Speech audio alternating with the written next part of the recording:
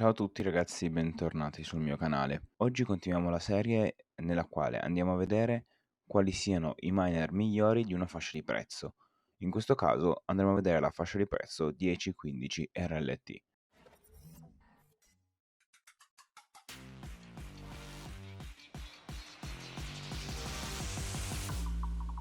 Bene, bentornati a tutti e benvenuto per chi fosse nuovo. Oggi andiamo appunto a vedere su Rollercoin quali siano i miner più convenienti di una singola fascia di prezzo. In questo caso la fascia di prezzo sarà 10-15 RLT. Ma come al solito, prima di iniziare, vi chiedo di lasciare un bel like per il supporto, di iscrivervi al canale perché è fondamentale e ovviamente vi lascio in descrizione questo sito. È un link affiliato, otterrete 1000 satoshi gratuitamente all'iscrizione se doveste appunto registrarvi tramite il mio link. Inoltre tutti i valori che ci saranno in questo video sono stati tutti calcolati tramite il mio calcolatore, ovvero questa applicazione qua. Ve la lascio giù in descrizione ed è l'applicazione appunto diciamo non ufficiale di Rollercoin. In questa applicazione potrete navigare su Rollercoin se lo vorrete, ma sarà possibile utilizzare i due calcolatori, ovvero il calcolatore per vedere i vostri guadagni e il calcolatore appunto per vedere il rapporto potenza-prezzo di ogni miner senza assolutamente dover loggare su Rollercoin. Ve lo lascio anche questo sia nel primo commento che giù in descrizione, il primo link che troverete. Bene, detto questo partiamo subito col video. Ho già fatto la lista e quindi partiremo come al solito dal meno conveniente. In verità al quinto posto ci sono ben due posizioni. Ci sono il Corn Popper che ha 140.000 GHS per un prezzo di 14,67 RLT circa 68 e il Pixiu che anche qui ha un valore di 135.000 GHS per un prezzo di 14,175 RLT, entrambi a pari merito con 9.500 GH per RLT e un 0% di bonus.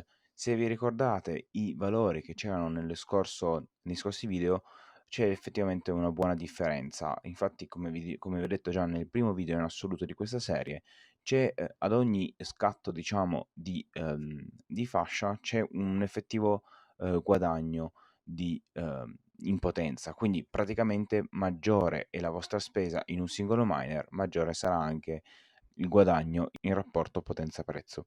Andiamo quindi poi al quarto posto con uno dei nuovi miner che sono stati inseriti, ovvero il New Beginnings, con 125.000 GHS con un prezzo di 12,91 RLT. Il rapporto in questo caso è di 9.650 GH per RLT speso, anche qui 0% di collection. Dopodiché si passa a uno dei miner che io meno avrei pensato di vedere in questa classifica, in quanto è sempre stato, perlomeno per quelli di livello inferiore, è sempre stato abbastanza troppo costoso, diciamo.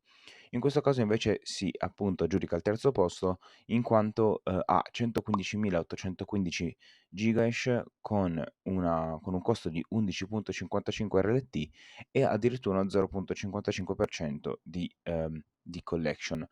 Il suo rapporto è di 9.850. Passiamo poi al secondo posto, lo Shaolin Temple.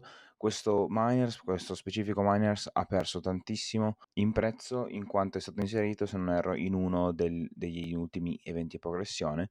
E infatti, come potete vedere anche qua dal grafico, comunque in questi giorni è calato molto. E se andiamo a vedere nella sezione da 30 giorni si può vedere proprio un trend di decrescita. In ogni caso il prezzo è di 11,23 RLT per un potere di 112.850 GH, con quindi un rapporto potenza-prezzo di addirittura 10.200 GH. Ma il vero protagonista è il primo posto, non solo proprio perché è il primo, ma soprattutto perché c'è un distacco davvero enorme tra appunto il secondo posto e il primo.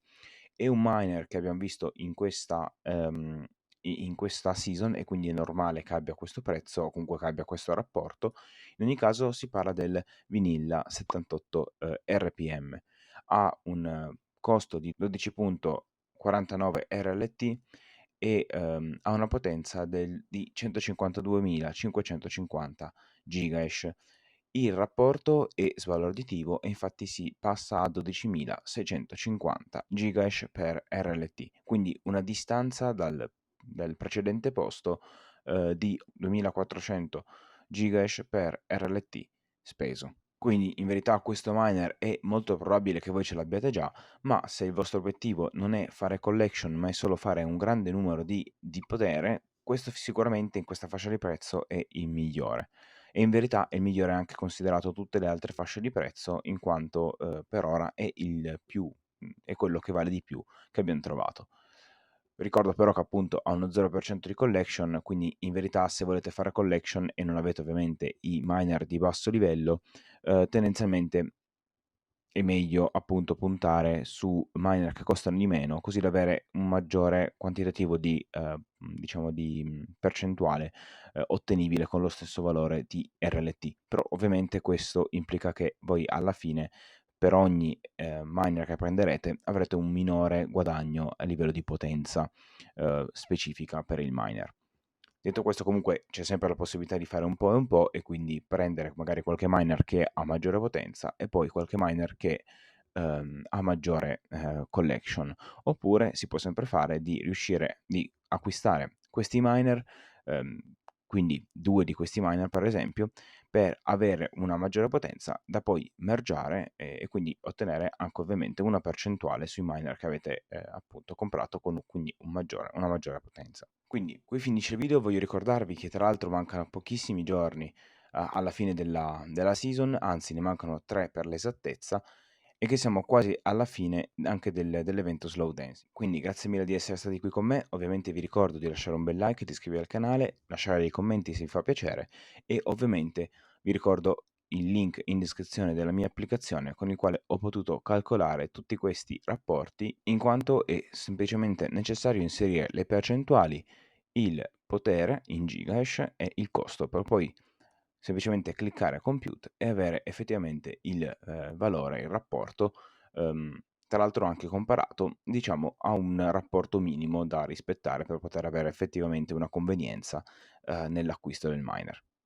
Quindi grazie mille a tutti e ci vediamo ad un prossimo video.